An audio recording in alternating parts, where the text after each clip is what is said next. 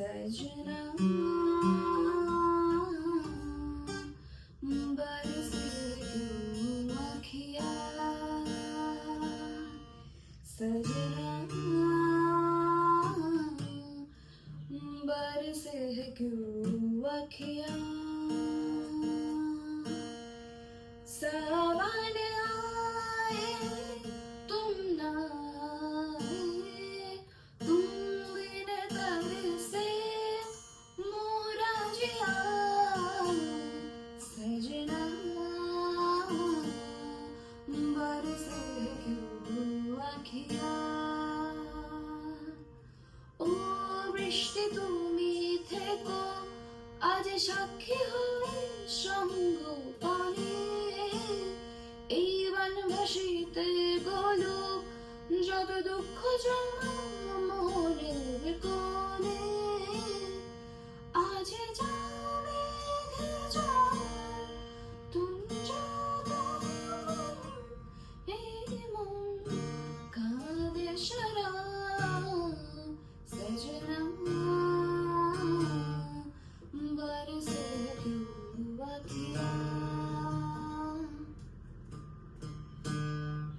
High WhatsApp guys, কি চলছে সবার? আমার কি চলছে আমি নিজেই বুঝতে পারছি না, কোনো সময় বুঝতে পারি না, সবসময় একটা কনফিউশনে থাকি কি চলছে না চলছে।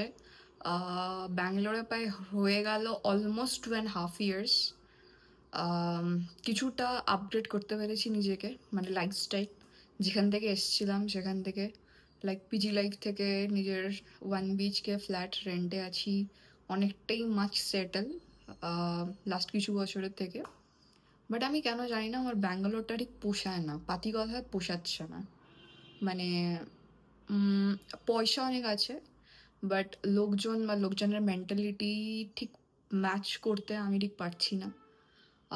তো maybe I am not sure, maybe আমি হয়তো নেক্সট ইয়ার অন্য কোথাও মুভ করছি বা করার ইচ্ছা আছে। অ্যান্ড কোথাও গিয়ে আমার মনে হচ্ছে যে আমি একটুখানি স্টেগনেন্ট হয়ে যাচ্ছি, মানে গ্রোথটা ঠিক হচ্ছে না। আমার মনে হচ্ছে এখানে থেকে আমার ঠিক হচ্ছে না, পোষাচ্ছে না, স্পেশালি লোকজনের মানসিকতার সাথে। তো ভাই আলট্রা লেভেলের, যেগুলো আমি কলকাতাতে কোনোদিনও ফেস করিনি, সেগুলো আমি এখানে এসে অনেক কিছু ফেস করছি। লাইফ অনেক বেশি চেঞ্জ হয়ে গেছে, অনেক বেশি ইন্ডিপেন্ডেন্ট হয়েছি, অফকোর্স অনেক বেশি ম্যাচিওর্ড হয়ে গেছি। এখন আমার না ভালো লাগে কোনো ফালতু ড্রামা, ফালতু নাখরা, ফালতু ন্যাকামো, ফালতু fake people I don't like. আমার কোনো ফ্রেন্ড জোন নেই যে ভাই 10-15টা বন্ধু আছে, নেই বস। আমার লাইফে একটাই বন্ধু। আমি খুব কম কথা বলি লাইফে, যাই কাজ করি বেরিয়ে আসি। আমি নিজেকে একটু গ্রোথের উপরে টাইম দিচ্ছি, কি এখন পড়াশোনাতে এখন বেশি ইনভেস্ট করছি টাইম, কারণ আমার মনে হয়েছে যে আমাকে অনেক কিছু শিখতে হবে, অনেক বেশি আপগ্রেড করতে হবে। তো বাট আমার মনে হচ্ছে কোথাও গিয়ে মোটিভেশনটা অনেক বেশি লেস। আগের মতো মোটিভেশন, আগের মতো এনার্জি আমার কোনো কিছুতেই নেই, খুবই ল্যাদ লাগে। আর আমার মনে হয়েছে আমার জায়গাটা চেঞ্জ করা দরকার। ঠিক আছে, আমার বেঙ্গলি থালি চলে এসছে, এখন আমি ভোজন করব। সানডেতে মানে বাড়িতে তো খাবার দাবার হতো অনেক কিছু, মা রান্না করতো, বাট যেহেতু আমি একা থাকি এখানে, আমি এত কিছু রান্না বান্না করি না, পারিও না, ওর অত এনার্জিও থাকে না। তো আমি ম্যাক্সিমাম সানডে একটুখানি বেঙ্গলি থালি অর্ডার করে খাই, মনের স্যাটিসফ্যাকশনের জন্য, যে হ্যাঁ ভাই আমি বাঙালি, আমি বেঁচে আছি, এরকম একটা স্যাটিসফ্যাকশনের জন্য। যদিও আমার এখন চ্যালেঞ্জেস চলছে till new year, still last 3 to 4 days আমার নাও ওয়ার্কআউটে কোনো কনসিস্টেন্সি আছে না, কোনো ডায়েটে কোনো কনসিস্টেন্সি আছে না, কোনো মোটিভেশন আছে।